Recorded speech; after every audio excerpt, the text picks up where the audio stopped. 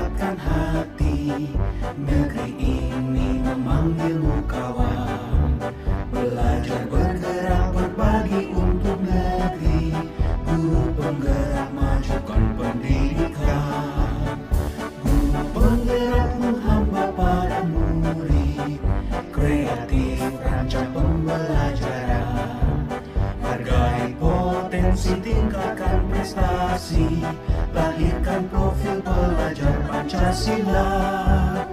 Belajar bergerak berbagi untuk negeri. Kita menjalin kolaborasi.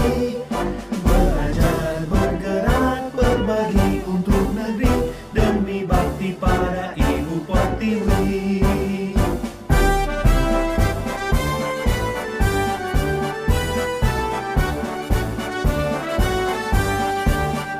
Bulatkan tekad, kuatkan hati. Negeri ini memanggilmu kawan. Belajar bergerak berbagi untuk negeri. Guru penggerak maju. Assalamualaikum warahmatullahi wabarakatuh.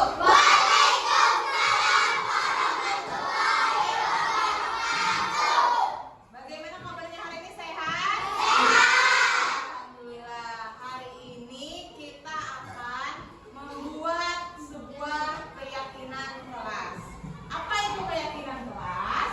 Keyakinan kelas itu adalah nilai-nilai kebajikan secara universal yang bisa diterima oleh semua anak-anak. Kebajikan itu apa kita? Kebaikan. Ini nilai-nilai yang baik, nilai-nilai yang terpuji, yang bisa kita terapkan di dalam kelas kita itu seperti apa?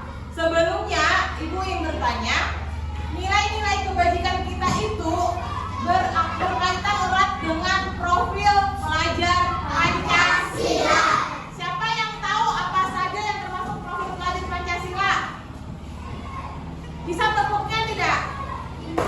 Pelajar Pancasila beriman dan bertakwa pada Tuhan Yang Esa dan berakhlak mulia, berkepimpinan moral, gotong royong mandiri, kreatif dan bernarasi. Itu adalah profil pelajar Pancasila yang hendak kita wujudkan. Yang pertama, beriman dan bertakwa kepada Tuhan Yang Maha Esa dan berakhlak mulia. Yang kedua, berkebinekaan. Yang ketiga, gotong royong. Yang keempat, mandiri. Yang kelima, kreatif. Yang keenam, bernalar kritis. Nah, bagaimana caranya anak-anak bisa mencapai seperti itu? Itulah makanya kita perlu sebuah keyakinan kelas, sebuah nilai-nilai yang kita percayai yang bisa mewujudkan keinginan kita untuk menjadi profil pelajar Pancasila. Sekarang Ibu akan membagikan kertas post-it. Anak-anak bisa nih menuliskan inginnya kelas ini seperti apa. Nanti dituliskan ya masing-masing. Ingin kelasnya seperti apa, ingin teman-temannya jadi seperti apa, murid-muridnya seperti apa. Bisa dituliskan di kertas ini. Paham?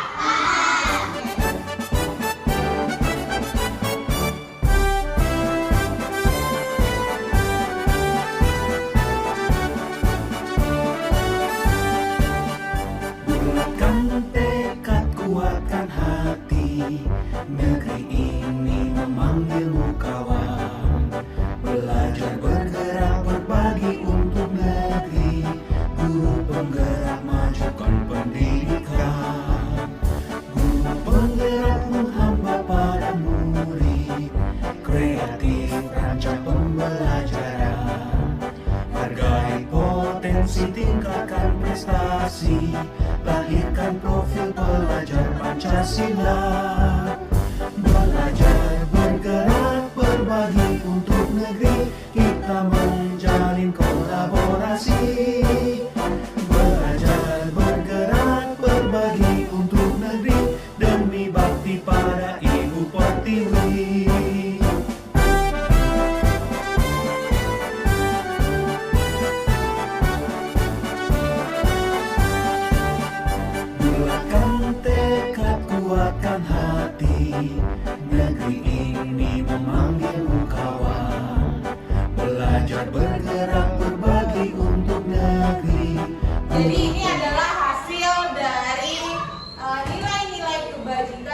kebaikan yang ingin anak-anak semua terapkan di kelas. Kita akan baca, kita lihat satu persatu, baru kemudian kita buat kesepakatan kelas. Setuju?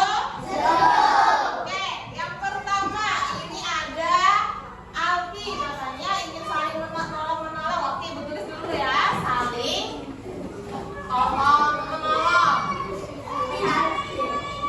Setuju semuanya saling tolong menolong? Setuju.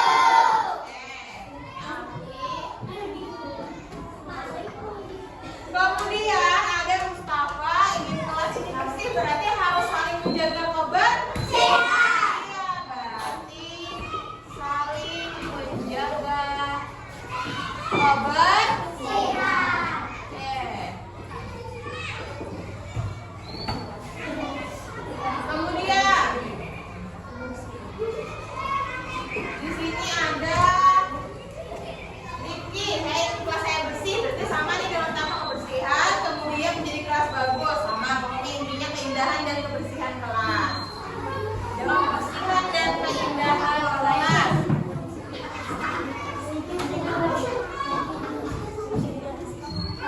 Udah. Kemudian ingin teman saling bisa bekerja sama, Amira bisa berarti saling bekerja sama. Sebenarnya kurang lebih ini sama dengan tolong menolong lah. Bisa. Kemudian jawaban kita harus membantu orang, bersamanya tolong menolong, saling menolong. Ya, berarti sama sudah punya jawaban. Akli, saya ingin kelas bersih. Oke, berarti tadi menjaga kebersihan di dalam kelas lah. Sama. Kemudian Jari, saling menghormati. Iya. Berarti setiap orang di dalam kelas harus saling menghormati. Tidak boleh saling mengejek, tidak boleh mengganggu teman yang lain.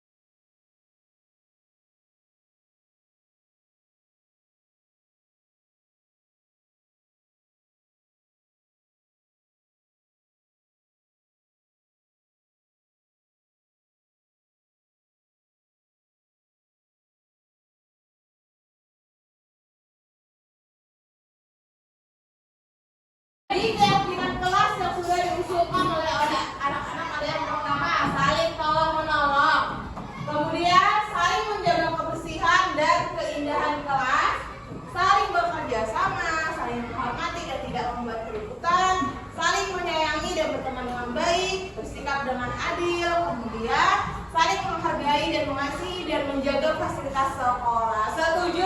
Setuju.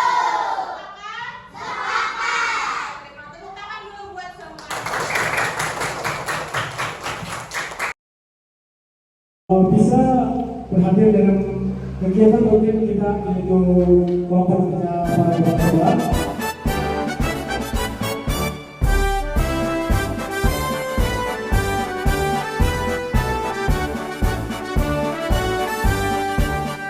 Bulatkan tekad, kuatkan hati, negeri ini memanggilmu kawan. Belajar bergerak berbagi untuk negeri, guru penggerak majukan pendidikan.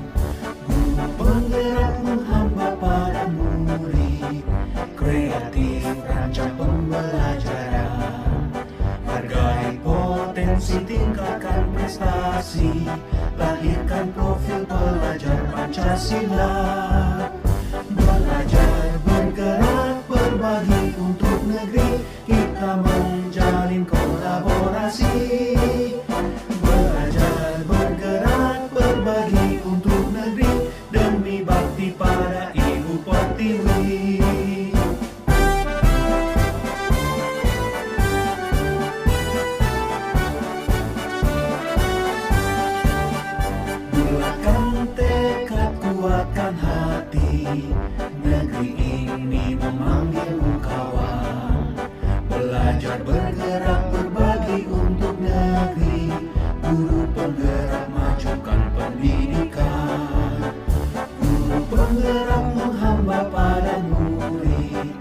kreatif rancang pembelajaran. Terima kasih Bapak Ibu yang berhadir di acara kegiatan kita hari ini. Rapat kinerja kelompok kepala sekolah ini. Jadi kami di sini dalam forum ini mengikut sertakan dalam berbagi, jadi mengimplementasikan pemahaman modul 1 dalam pendidikan guru penggerak yang kami ikuti. Kami di sini berdua perwakilan dari Kecamatan Awalum di angkatan 6 kemarin. Alhamdulillah lulus mewakili kecamatan di angkatan 6 sebagai calon guru penggerak. Jadi Bapak Ibu, kami di sini sedikit berbagi tentang apa materi yang kami dapatkan selama 1 bulan tadi mengikuti pendidikan dalam program guru penggerak ini.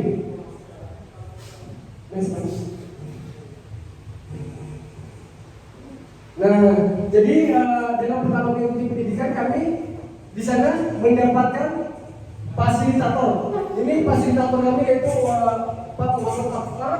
Beliau adalah orang dari Balikpapan.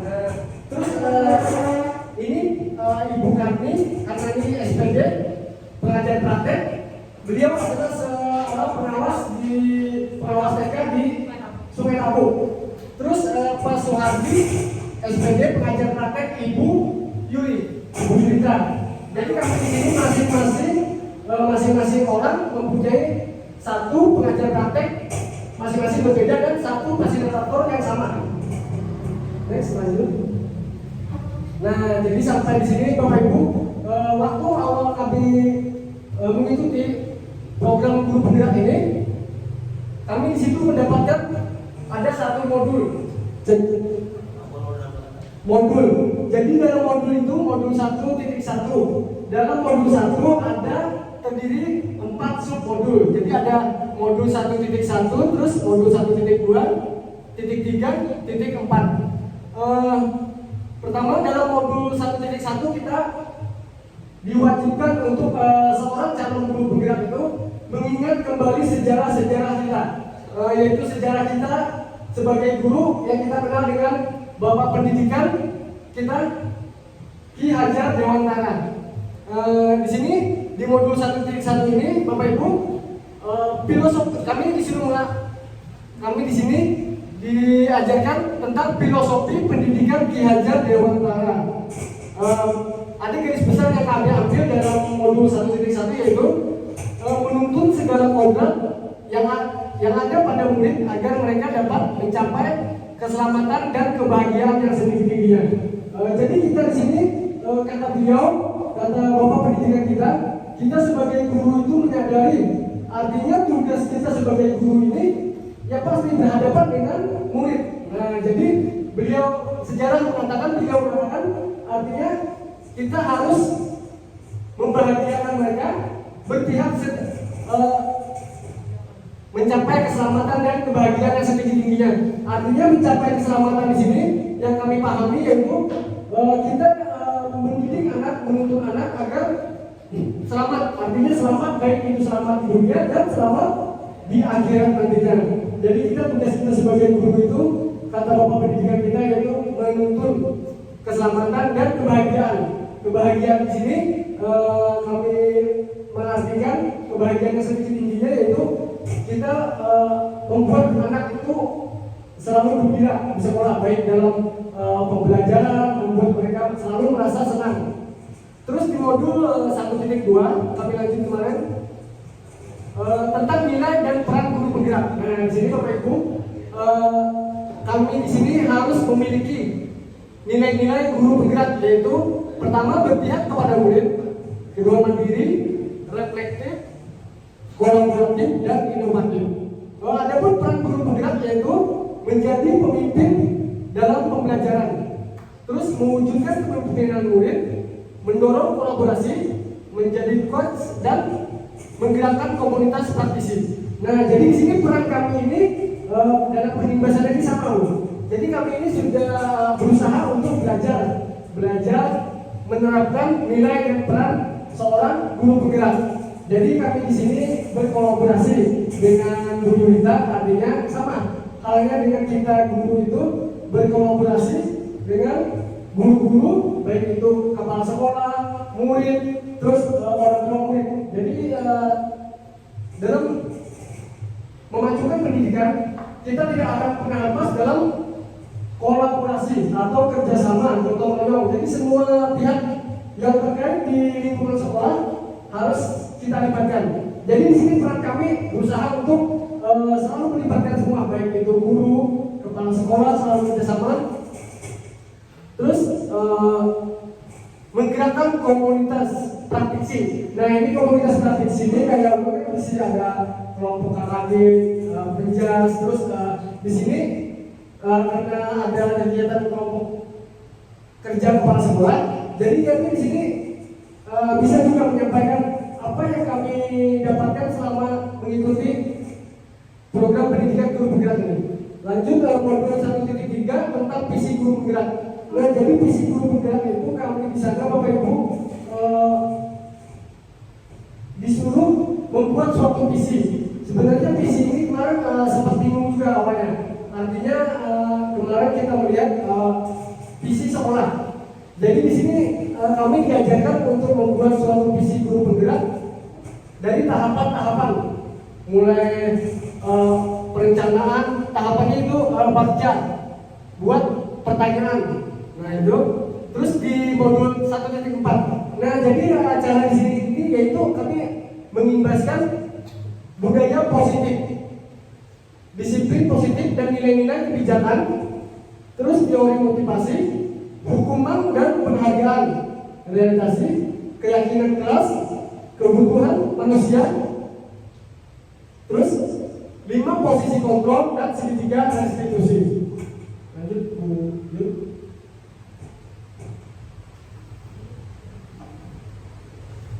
Nah ini kita Bapak Ibu, apalagi di Bapak-bapak Ibu senior pun para sudah pasti nih, sudah tidak asing lagi kalimat yang filosofi ajar Dewantara, yaitu ingerso sum tolodon, yang artinya di depan memberikan teladan.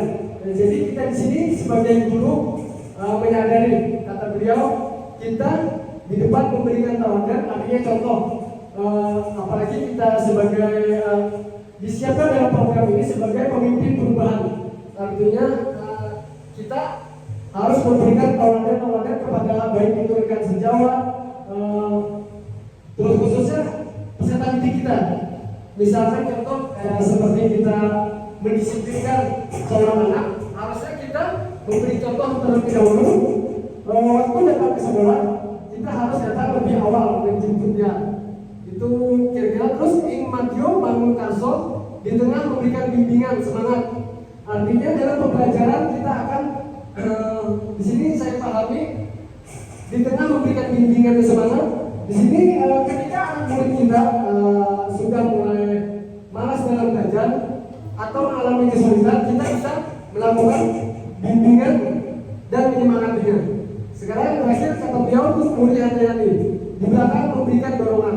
Nah jadi kayak kami yang masih muda-muda ini sebenarnya hal yang wajib kami generasi muda untuk selalu mendorong perubahan dalam pendidikan kita, khususnya kita wilayah Kecamatan Alun-Alun. Terima kasih. Next.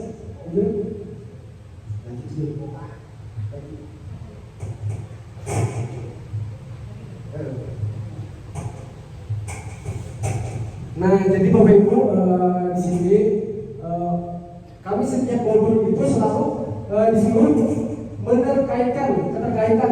Jadi di sini ini dalam pembelajaran itu sama sebenarnya.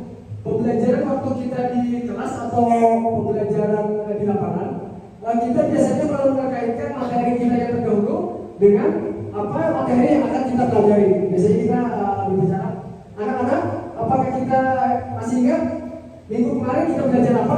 Ya sama.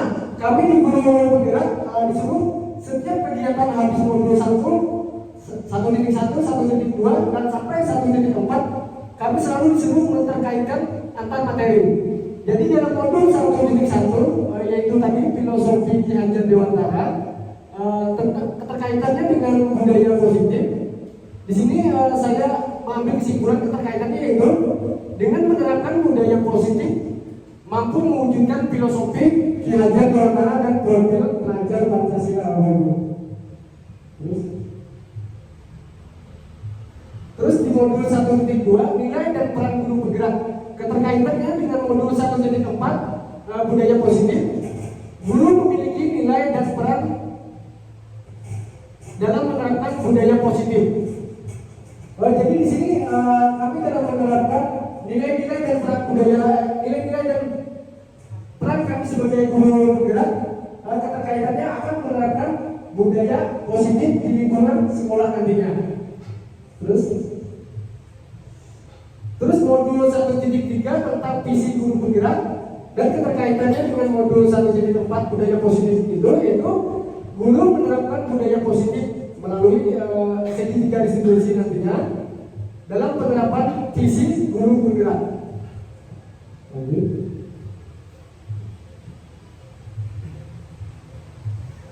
Jadi di sini kami berdua mengambil kesimpulan keterkaitan dari semua modul 1 baik itu submodul 1.1 sampai dengan 1.4 budaya positif.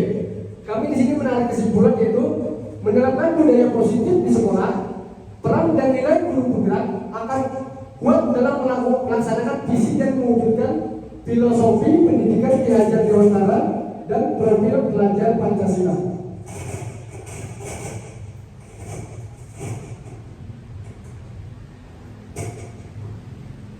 Nah, ini lanjut ini materi inti, di sini kami menyampaikan tentang apa itu budaya positif. Jadi sebenarnya kita di sini sebenarnya sudah melaksanakan ini budaya positif di sekolah-sekolah kita. Terutama misalkan kayak Bapak Ibu budaya positif apa? Misalkan yang sudah kita laksanakan di sekolah. Ada yang bisa bantu jawab, Bapak? Budaya positif yang kita lakukan untuk pembiasaan anak-anak. Nah iya benar Pak Alik. Jumat takwa. Nah itu sebenarnya kita sudah melaksanakan Jumat takwa terus. Nah itu sebenarnya kita di sini jadi dalam budaya positif ini sebenarnya garis merahnya itu yang memahami. Sebenarnya kita semua sudah melaksanakan terlebih dahulu di sebelum-sebelumnya Jumat takwa terus bersalaman sebelum masuk ke dalam. Bersalaman berdoa ya. Nah berdoa. Jadi tapi di sini dalam pembelajaran kami yang dapatkan dalam modul 1.4 ini ternyata berbeda dulu.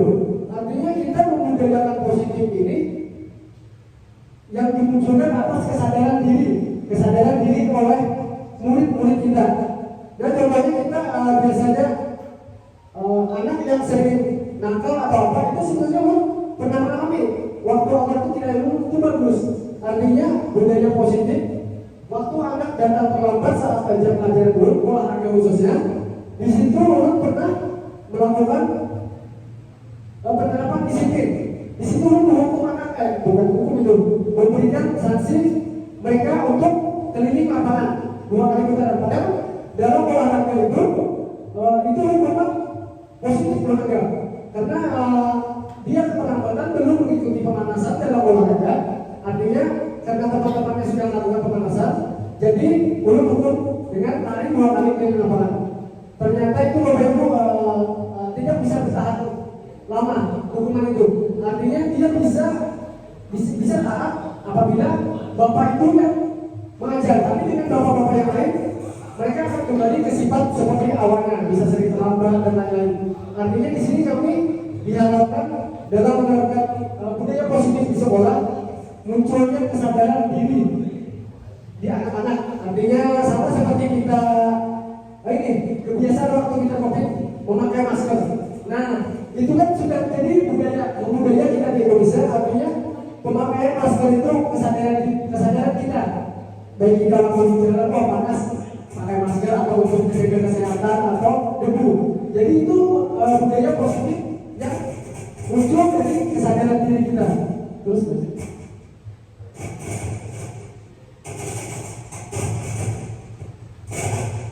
Nah, di sini ada beberapa pertanyaan pemantik. Nah, jadi di sini satu, mendisiplinkan anak dengan hukuman, anak harus dipaksa dulu, nanti terbiasa.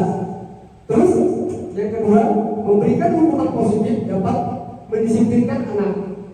Yang ketiga, pemberian penghargaan dapat meningkatkan motivasi anak dalam belajar.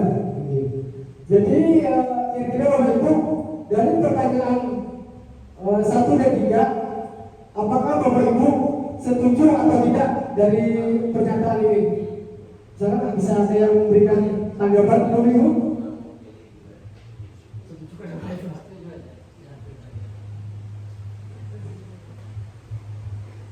Jadi di sini mendisiplinkan anak dengan hukuman, anak harus dipaksa dulu, nanti terbiasa.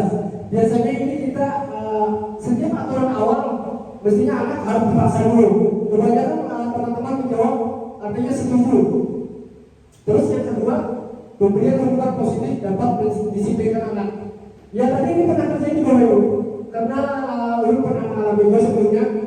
Ulun kira pemberian hukuman positif itu seperti anak yang sedang keluar, biasanya Ulun suruh, nak keluar terus, kamu mencatat, saya tidak akan keluar lagi Bapak selagi jam pembelajaran. Biasanya anak itu Ulun suruh hukum gitu. Rupanya dalam pembelajaran itu akhirnya saya mau menyadari hukuman positif pun tidak membuat anak sadar akan budaya positif yang muncul dari dalam dirinya. Jadi untuk sementara Ulun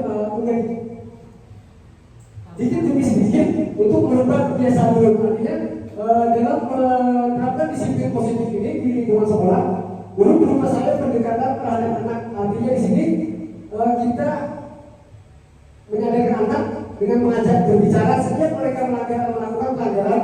Kita menanyakan apa yang dia lakukan dan membuat mereka mencari solusi untuk apa yang akan tindakan yang mereka lakukan untuk dalam perbaikan diri si anak. Pemberian penghargaan tadi, pemberian penghargaan itu sama. Kita sebenarnya ini hampir budaya di kita khususnya dunia pendidikan.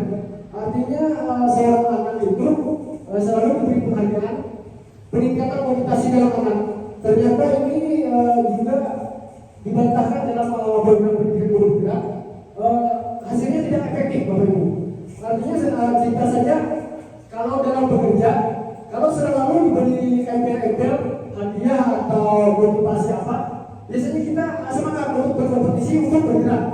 Jadi di sini penghargaan dan meningkatkan motivasi ini biasanya efeknya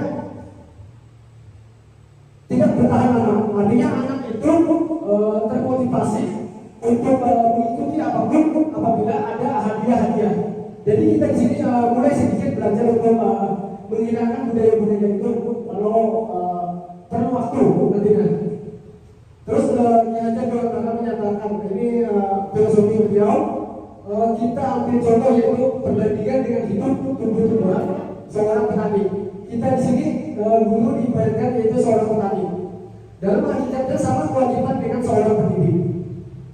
Yang mana menanam padi misalkan hanya dapat menuntut tumbuh padi, ia dapat memperbaiki kondisi tanah, memelihara tanaman padi, memberi pupuk dan air, membasmi ulat-ulat dan jamur yang mengganggu hidup tanaman padi. Lanjut. Nah, jadi di sini Bapak Ibu, sekolah kita ini diibaratkan sebagai tanah, tempat bercocok tanam, sehingga seorang guru perlu mengusahakan agar sekolah menjadi sebuah lingkungan yang menyenangkan, aman, nyaman untuk guru serta dapat menjaga, melindungi setiap murid dari hal-hal yang kurang bermanfaat atau bahkan perkembangan potensi murid. Jadi di sini Bapak Ibu, kita diajarkan oleh filosofi Ki Hajar Dewantara kita sebagai petani. Jadi kita ini dalam menghadapi di sekolah kita menemui berbagai macam karakter, sifat dan keunikan keragaman anak murid kita. Jadi ibarat itu sama kayak kita diberikan benih-benih. Di sini seorang anak diibaratkan bibit padi. Bibit padi itu kita menjaga menuntut mereka tumbuh kembangnya. Kita jangan sampai berharap bibit padi itu kita berharap nanti kelak akan tumbuh sebagai jagung. Nah, jadi itu filosofi beliau mengibaratkan seperti itu. Jadi kita sebagai guru menuntut mengarahkan apa yang anak-anak didik kita potensinya yang mereka tonjolkan, itu yang kita terus kita arahkan untuk mereka terus bisa berkembang potensi muridnya. Di sini salah satu tanggung jawab seorang guru adalah bagaimana menciptakan suatu lingkungan positif terdiri dari warga sekolah, saling mendukung, saling belajar, saling bekerja sama, sehingga tercipta kebiasaan-kebiasaan baik. Akan tumbuh menjadi karakter-karakter baik warga sekolah, dan pada akhirnya karakter dari kebiasaan baik itu membentuk sebuah budaya positif.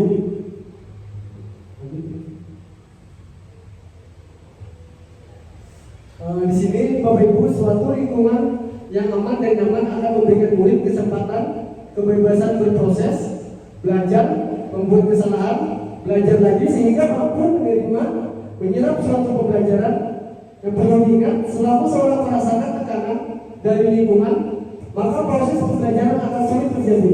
Dan salah satu tanggung jawab kita sebagai pendidik adalah menghilangkan atau mencabut gangguan-gangguan penghalang proses pengembangan potensi murid. Jadi di sini sama halnya Bapak Ibu, selama kami mengikuti program pendidikan guru penggerak ini, kami juga mengalami hal ini.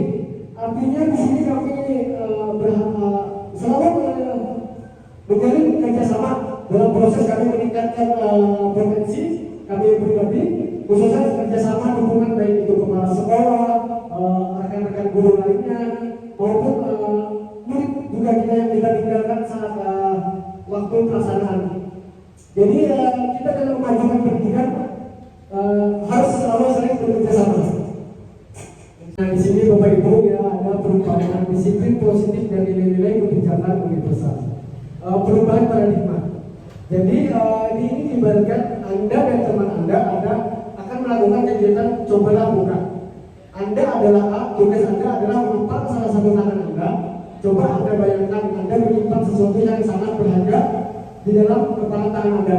Di sini saya memahami, artinya dalam permainan ini Bapak Ibu, kita di sini diminta untuk menuliskan suatu hal yang sangat berharga atau sangat rahasia atau sifatnya pribadi, baik itu pribadi diri atau masalah kita pribadi. Kita di sini menyuruh menyimpan di dalam tangan dan si B berusaha untuk membuka. Artinya membuka apa yang isi di dalam tangan kita. Jadi dalam kegiatan ini sesungguhnya siapa yang memegang kendali atau kontrol yang membuka atau menutup kepala tangan Anda. Jadi otomatis di sini Bapak Ibu, sesuatu hal yang sangat rahasia, kita akan bagaimanapun teman atau bujuk rayu memaksa kita untuk membuka, kita akan berusaha keras untuk terus menggenggam apa yang ada di tangan kita ini agar tidak dibuka oleh orang lain. Jadi di sini kalau kita ibaratkan dengan saat kita menghadapi murid-murid kita, kita tidak bisa mengontrol sebenarnya mengontrol murid. Artinya kita di sini membuat mereka sadar kesadaran diri mereka dalam diri pribadi, mereka bisa membuka sendiri apa itu yang mereka keluhkan atau apa. Kita sebagai guru menjadikan teman bagi mereka, teman baik itu teman dalam pembelajaran, berkonsultasi ataupun apa. Jadi posisi kontrol di sini kita tidak bisa memaksakan si A untuk bisa, kalau di lapangan dalam pembelajaran dulu si A harus bisa bermain bola. Itu hal yang sangat keliru sekali Bapak Ibu setelah HDP. Artinya setiap anak itu mempunyai keunikan dan keragaman dan keahlian masing-masing. Jadi kontrol kita di sini kita tidak bisa memaksakan anak untuk harus bisa meredam sesuai target apa yang kita harus capai. Jadi di sini kita akan melakukan pendekatan dengan anak, baik itu membujuk dia untuk bisa melakukan, awalnya dia tidak mau, kita bujuk untuk bisa melakukan menendang. Walaupun tendangan itu tidak sempurna, khususnya biasanya yang menghadapi ini kasusnya ada di perempuan biasanya. perempuan paling tidak suka dalam hal bermain bola.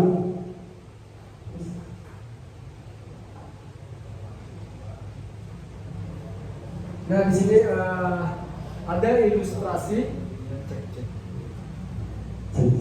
Nah, di sini ada ilustrasi Bapak Ibu, guru mengontrol murid.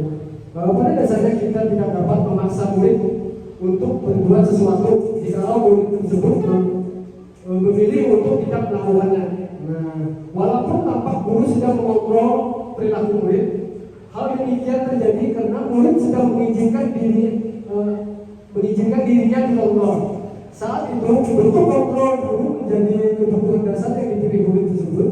Teori kontrol menyatakan bahwa semua perilaku memiliki tujuan bahkan terhadap perilaku tidak disukai.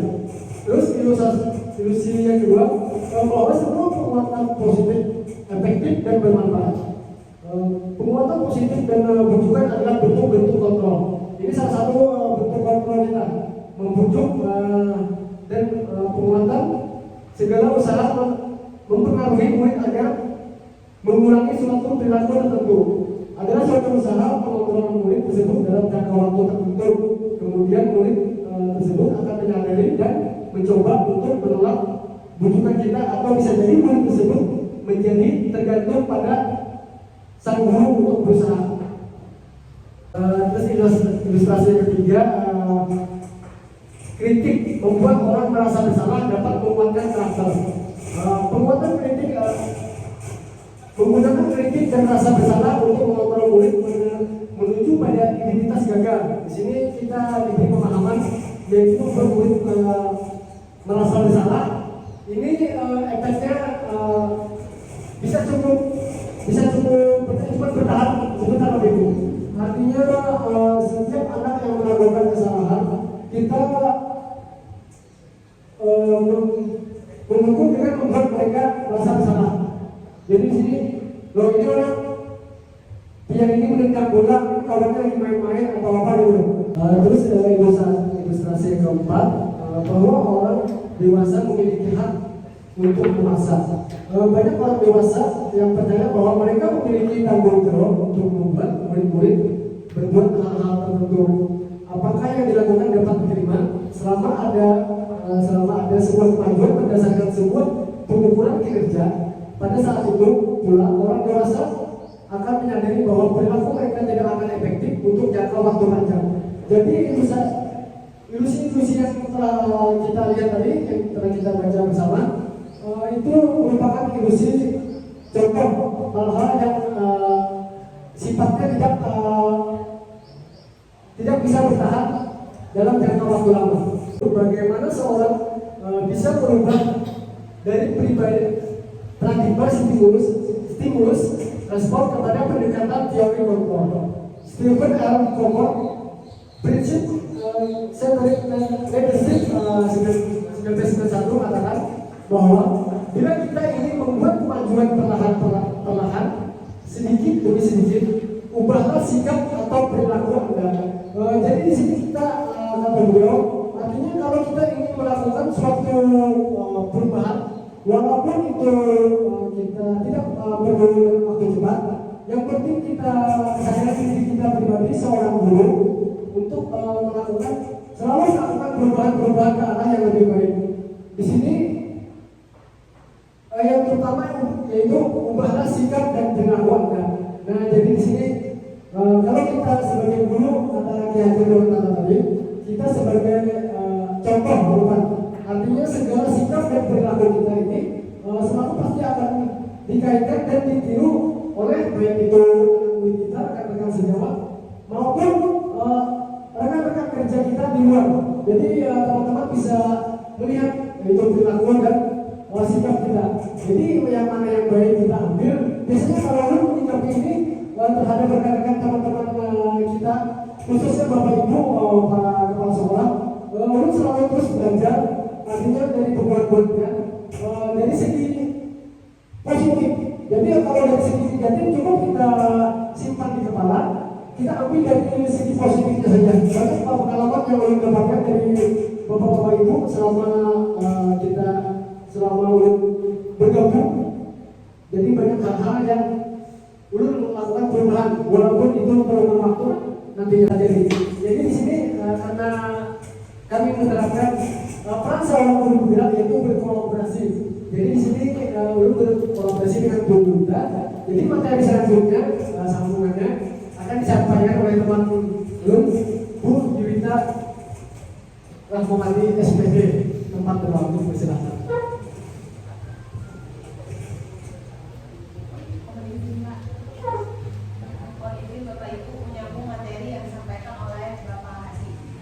Assalamualaikum warahmatullahi wabarakatuh.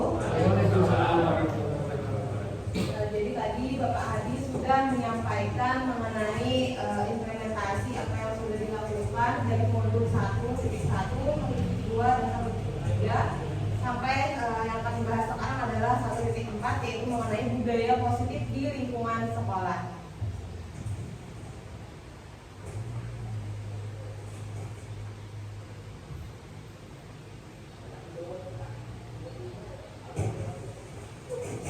Jadi dari tadi Bapak Hadi sudah menyampaikan ada beberapa kali menyampaikan kata disiplin.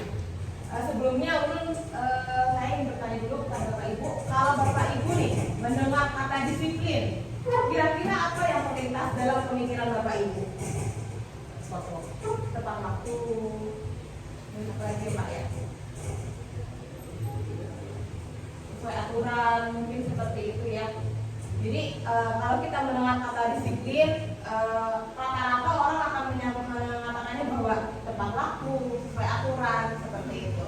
Nah, disiplin sendiri di sini adalah di mana tujuan positif dari disiplin adalah menanamkan motivasi pada murid kita, yaitu untuk menjadi orang yang mereka inginkan dan menghargai diri sendiri dengan nilai yang mereka percayai. Makanya tadi Bapak Hadi sudah menyinggung beberapa kali bahwa bagaimana kita bisa menanamkan motivasi intrinsik dari dalam siswa itu sendiri. Jadi disiplin di sini adalah bagaimana kita bisa membuat siswa itu memaknai atau memiliki kedisiplinan, tapi atas kesadarannya sendiri. Tanpa ibaratnya memang ada aturan, tapi dia mengerti kenapa dia harus melakukan kesadaran disiplin itu. Bagaimana dia bisa meningkatkan dirinya dengan kedisiplinan itu.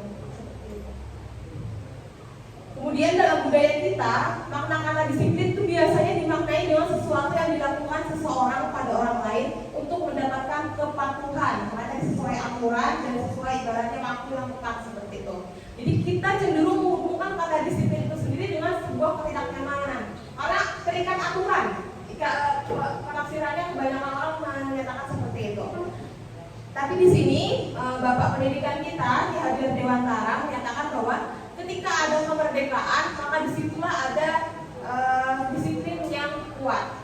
Kita sekarang ini dituntut pemerintah untuk melakukan pembelajaran yang berpihak pada murid dengan mengadakan pembelajaran yang merdeka belajar, dan kita sendiri sebagai guru juga melakukan merdeka mengajar. Kemerdekaan itu tidak bisa dilakukan jika kita tidak bisa atau tidak memiliki kedisiplinan diri kita sendiri seperti itu.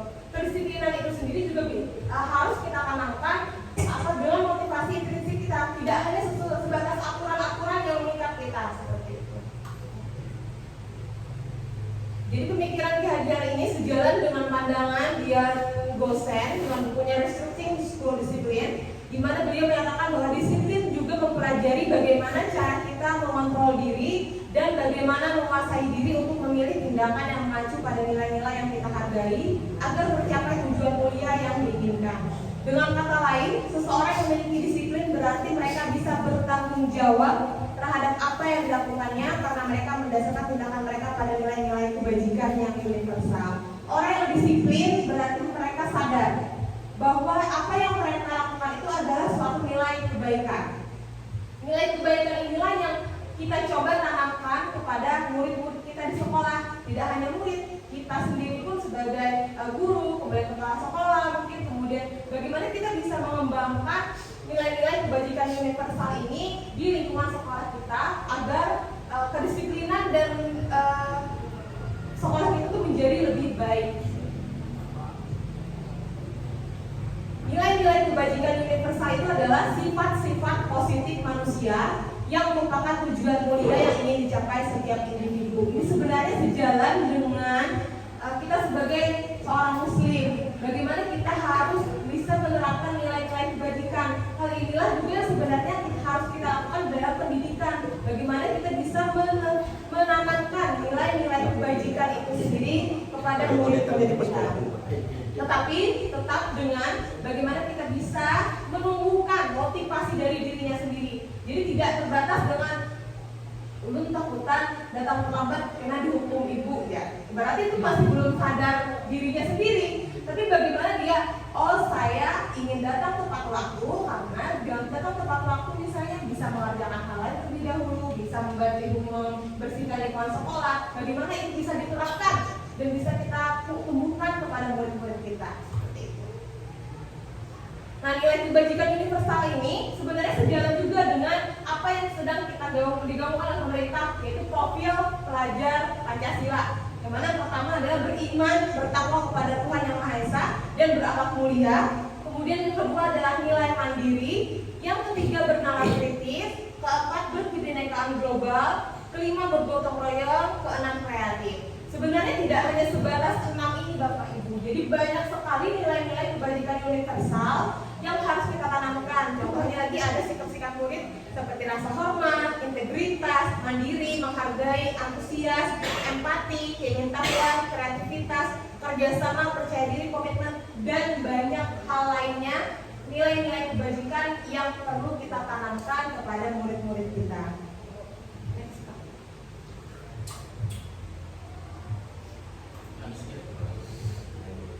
Nah, jadi kira-kira strategi seperti apa sebenarnya yang sudah kita terapkan di sekolah kita? Apakah kita menjalankan suatu kedisiplinan itu hanya sebatas peraturan saja?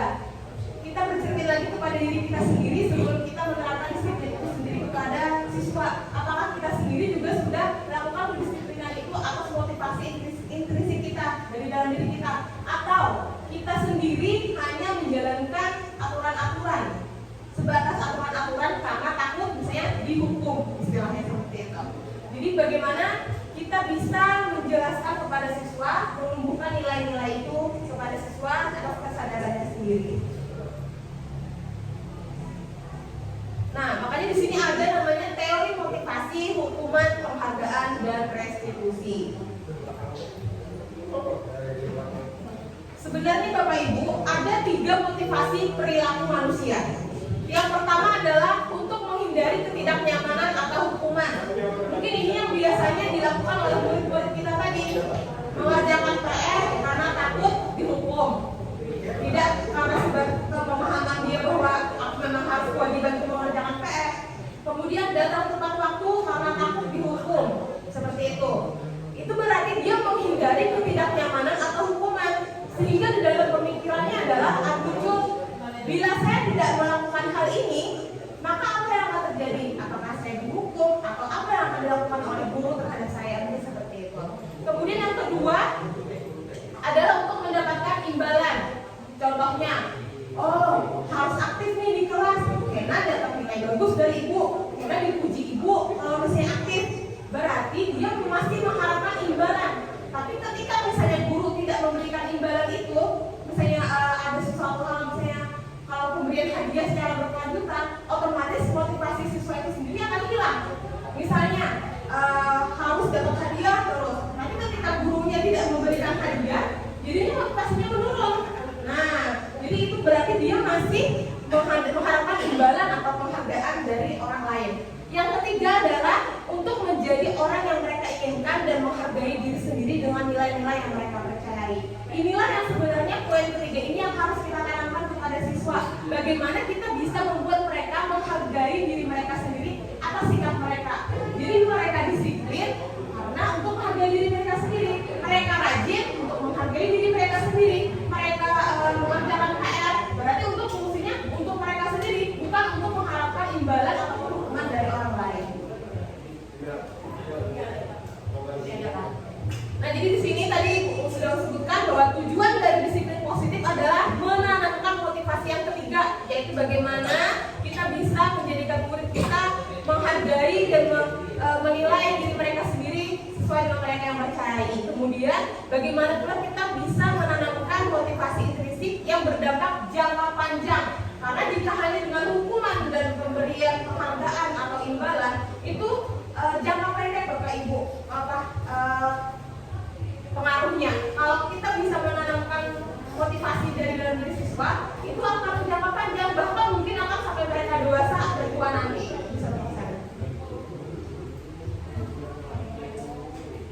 Kemudian hukuman dan penghargaan. Di sini ada sebuah kasus Bapak Ibu, bisa kita baca bersama.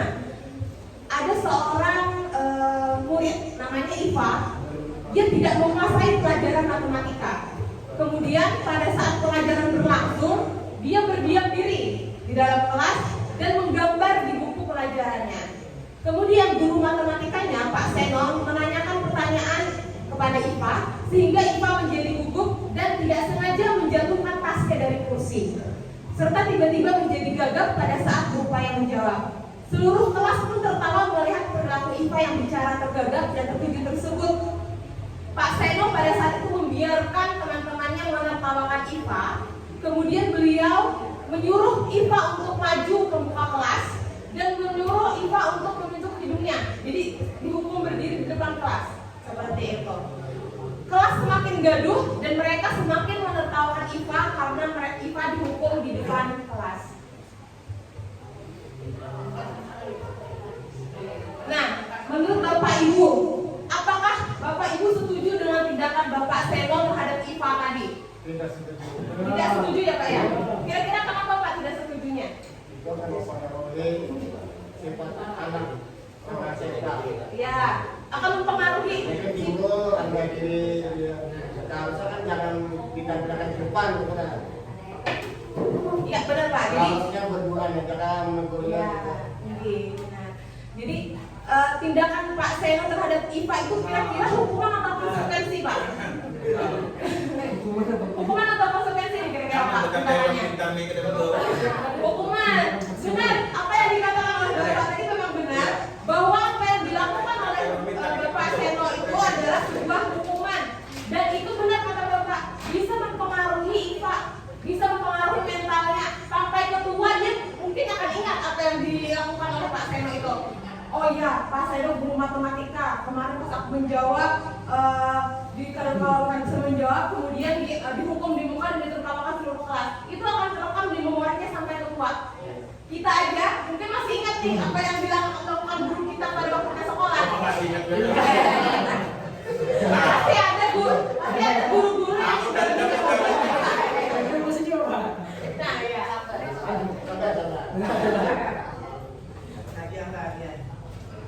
Jadi sebenarnya hukuman itu tidak bisa mempengaruhi anak dan malah bisa memberikan dampak negatif kepada anak.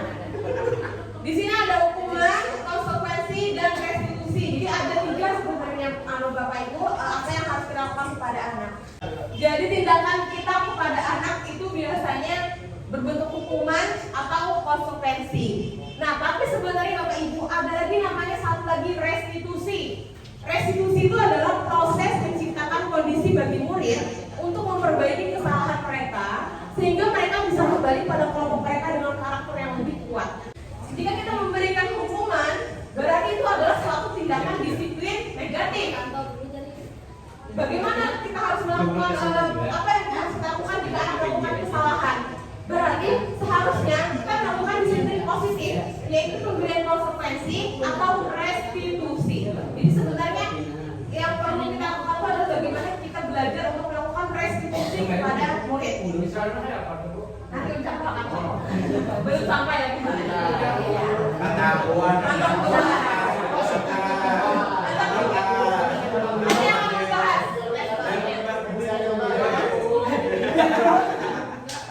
Nah, jadi di sini ada namanya dihukum oleh penghargaan. Dihukum oleh penghargaan. Padahal penghargaan itu kan ibaratnya motivasi kita nih. Tapi kenapa bisa jadi disebut menghukum? Karena sebenarnya suatu bentuk penghargaan atau suatu imbalan itu dampaknya itu adalah jangka pendek Bapak Ibu, tidak berlangsung lama atau tidak berlangsung sepanjang hayat anak. Jadi sebenarnya ada bentuk-bentuk penghargaan yang malah sebenarnya seperti suatu hukuman kepada murid. Next Pak. Jadi yang pertama adalah pengaruh jangka pendek pendek, dan jangka panjang. Jadi tadi sudah sebutkan bahwa penghargaan itu sebenarnya tidak efektif karena itu jangka pendek bukan jangka panjang. Kemudian juga penghargaan itu tidak efektifnya karena anak akan melakukan sesuatu hanya untuk dapat imbalan, untuk dapat penghargaan, tidak muncul kesadaran dari dalam dirinya sendiri. Next slide. Kemudian penghargaan bisa merusak hubungan. Apakah penghargaan bisa merusak hubungan? Bisa.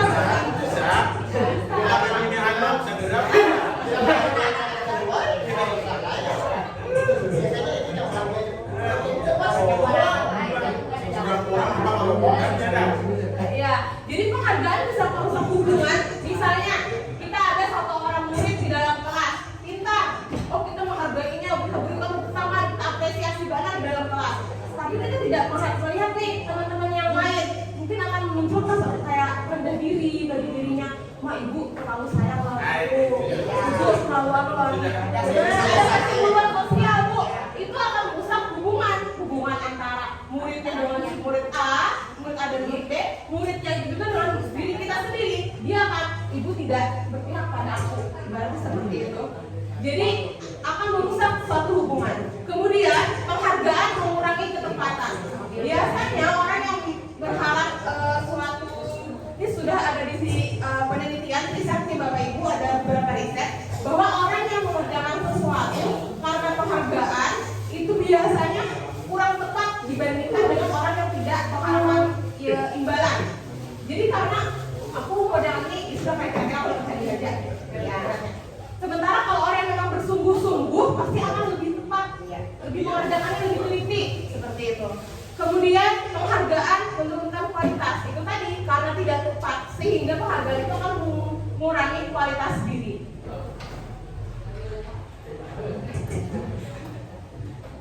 Kemudian penghargaan mematikan kreativitas.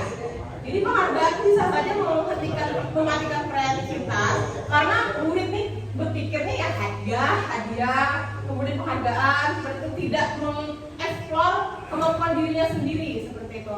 Kemudian penghargaan mengukur di mana misalnya tadi ranking, misalnya ada ranking 1, ranking 2, ranking kan biasanya bersaing nih Bapak Ibu. Yang ranking 2, ketika dia mendapat ranking 2, mungkin jadi sebenarnya dia merasa terpukul.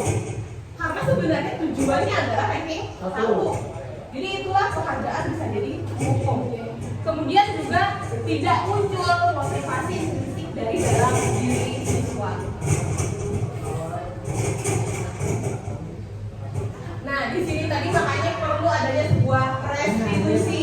Bapak tadi bertanya bagaimana restitusi itu bisa dilakukan.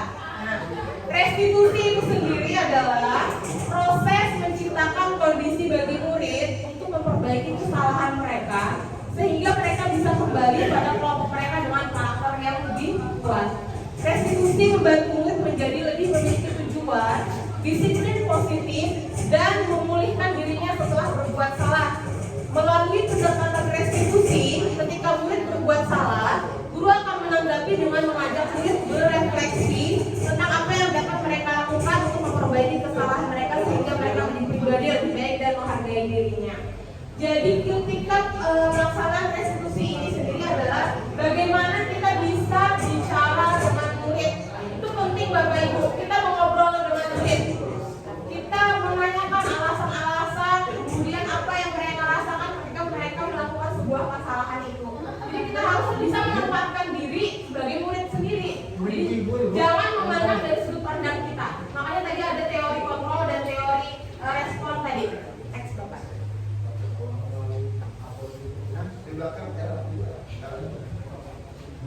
Ciri-ciri restitusi yang membedakan dengan program disiplin lainnya. Yang pertama adalah restitusi bukan untuk menebus kesalahan, namun untuk belajar dari kesalahan. Misalnya tadi kalau pemberian hukuman itu kan biasanya dianggap sebagai penebus kesalahan. Tidak seperti itu seharusnya Bapak Ibu. Jadi restitusi itu bagaimana kita membuat murid sadar akan kesalahannya. Karena kalau dihukum saja, bisa saja dia tidak sadar. Ya dia dihukum ya oke-oke aja misalnya terlambat lari di dua keliling lapangan. Yang mana dia aku paling belajar di saat itu ya. Sementara beberapa waktu kalau kira di situ santai sementara juga. Sebenarnya itu bukan sebuah penyelesaian masalah. Kemudian restitusi itu memperbaiki hubungan. Restitusi juga adalah sebuah tawaran, bukan paksaan. Karena kalau paksaan bentuknya adalah hukuman. Restitusi adalah menuntut untuk melihat ke dalam diri. Jadi bagaimana murid bisa melihat ke dalam dirinya sendiri. Bagaimana siswa bisa merefleksi apa yang sudah dilakukannya. Bagaimana siswa sadar akan apa yang dilakukannya. Seperti itu. Restitusi mencari kebutuhan dasar yang mendasari tindakan. Jadi kebutuhan dasar manusia itu kan sebenarnya ada beberapa itu. Ada kesenangan, ada kasih sayang, ada kepuasan, ada bermain, ada kekuasaan. Jadi banyak.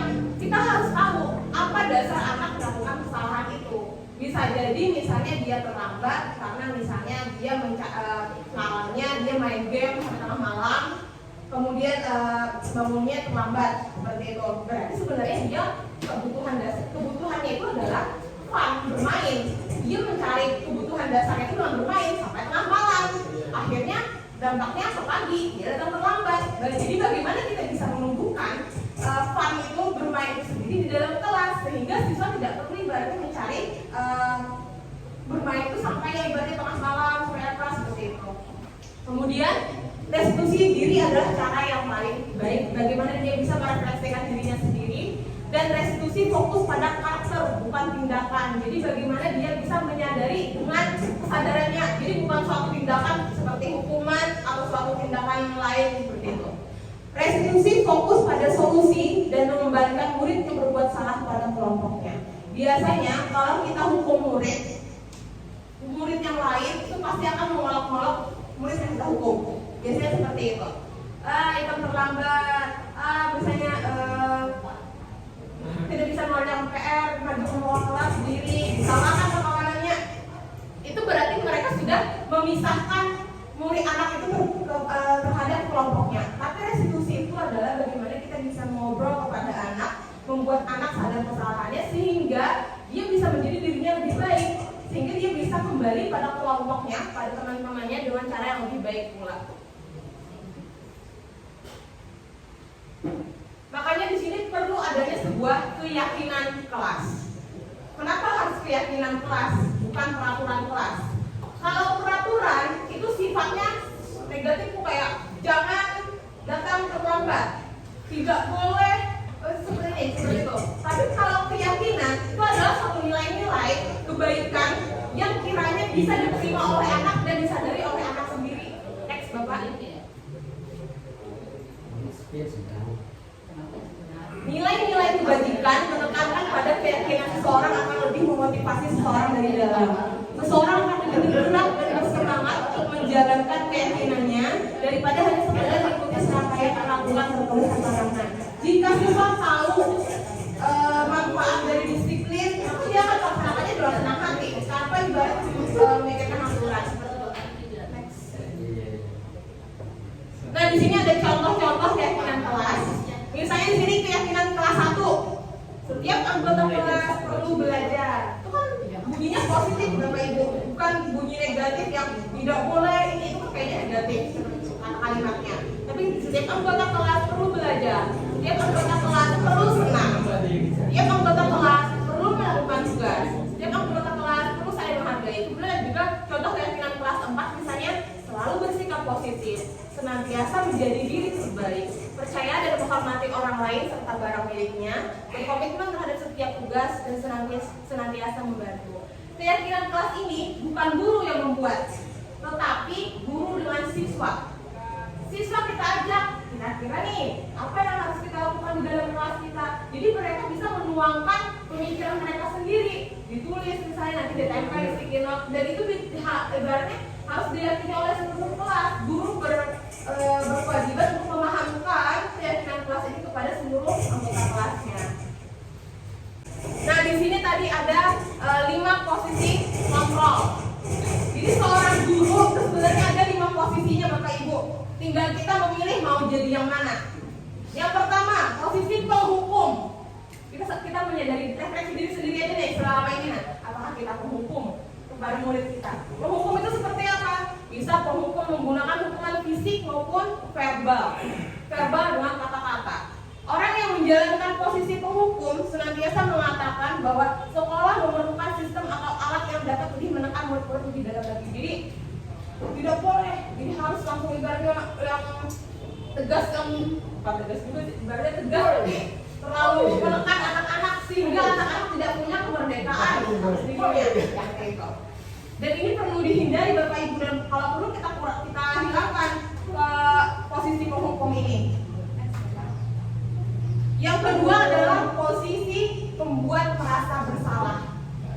Pembuat merasa bersalah ini adalah pada posisi ini biasanya guru akan bersuara lebih lembut. Pembuat rasa bersalah akan menggunakan keheningan yang membuat orang lain merasa tidak nyaman bersama rendah dirinya. Misalnya kata-katanya seperti ini, demi ibu nak, jangan lagi lah kayak itu, misalnya jangan lagi lah menggawi yang kada boleh. Sebenarnya anak bukan yang sadar malah jadi mau bersalah sama ibu, jadinya merasa rendah diri sebenarnya, malah menjadi lebih merasa rendah diri karena dia merasa lebih bersalah seperti itu. Dan ini pun sebenarnya harus kita hindari dan kita tinggalkan. Nah, posisi yang ketiga adalah posisi teman. Nah, ini bisa kita laksanakan Bapak Ibu. Bagaimana kita bisa memposisikan diri kita agar tidak menyakiti murid, namun akan tetap berupaya mengontrol murid melalui persuasi. Jadi mengajak murid. Posisi teman pada guru bisa negatif atau positif. Positif di sini berupa hubungan baik yang terjalin antara guru dan murid.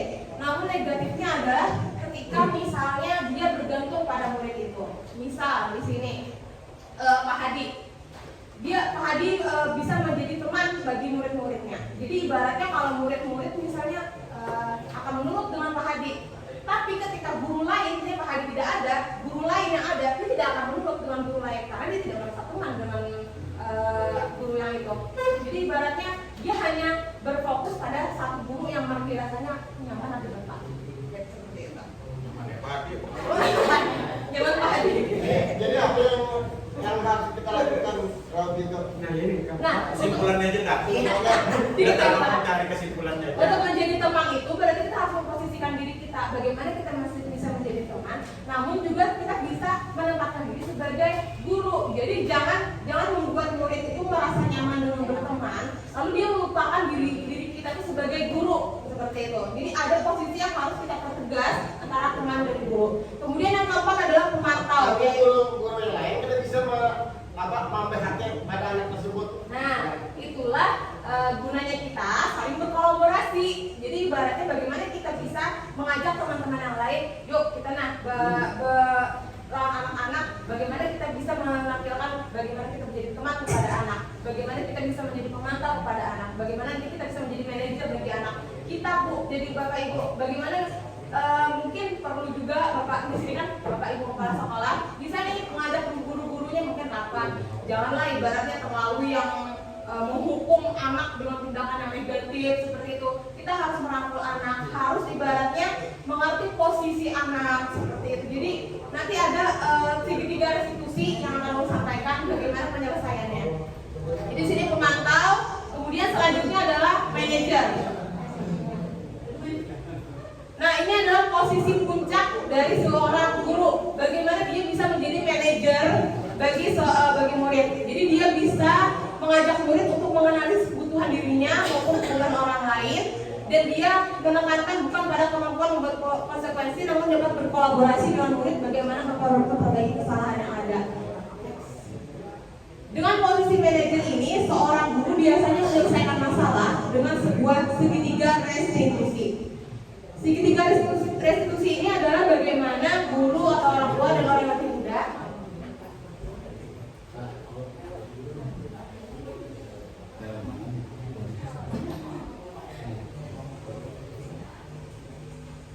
melakukan tindakan-tindakan. Ada 3 hal atau 3 langkah dalam melakukan restitusi. Yang pertama adalah menstabilkan identitas. Yang kedua adalah validasi tindakan yang salah.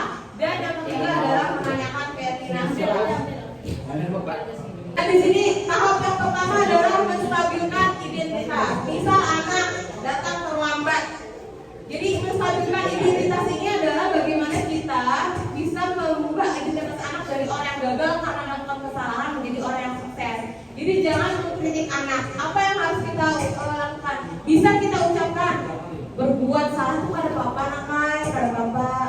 Tidak manusia itu, tidak semua manusia itu sempurna. Kalau dia membuat kesalahan, itu wajar. Itu ibaratnya menstabilkan identitas anak. Kemudian ibu juga pernah melakukan kesalahan seperti itu. Kemudian kita bisa menyelesaikan masalah ini sama-sama. Jadi jangan langsung kita hukum. Kita bilang melambat, hukum mulai lapangan. Tidak seperti itu. Tanyakan dulu, kita ajak dulu bicara mungkin seperti itu. Tahap yang kedua adalah validasi tindakan yang salah. Bagaimana kita mungkin tidak suka kepada tindakan anak itu, tapi kita juga harus menempatkan diri kita pada posisi anak. Jadi misalnya kata-katanya, misalnya anak berkelahi, padahal kan berarti misalnya berkelahi satu sama lain. Kemudian kenapa alasannya berkelahi? Karena orang berkelahi, mungkin pernah dulu berkelahi misalnya. Kemudian padahal sebenarnya jika misalnya ibu bisa jadi itu lebih buruk atau apa, padahal kamu bisa melakukan lebih buruk.